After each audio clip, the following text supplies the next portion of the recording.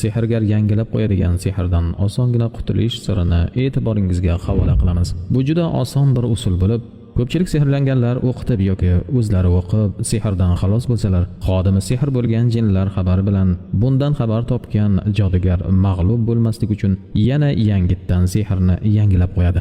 Shuning uchun ham biz bugun shunday mazlumlar uchun eng kuchli bir usulni tayyorladik. Niso surasining 123-oyati sehrdan himoya siriga ega bo'lib, har kim buni 5 vaqt namozdan so'ng 3 marta o'qib, kaftlariga dam urib, boshidan boshlab butun vujudiga surib chiqadi. Buni hech ham kanda qilmaydi. Shunda butun dunyo sehrgarlari bir joyga jam bo'lib, eng kuchli sehrni qilsalar ham zarracha ta'sir qila olmaydilar. Bu Allohning izni bilan bo'ladi. Oyat budir. A'udhu billahi minash shaytonir rojim. Bismillahir rohmanir rohim. ليس بأمانيكم ولا أماني أهل الكتاب من يعمل سوءا يجز به ولا يجد له من دون الله وليا ولا نصيرا. Marhamat birodarlar, bu sirli oyatning sirlaridan bahramand bo'ling. Umr bo'yi o'zingizni sehr va jodudan himoya qiling.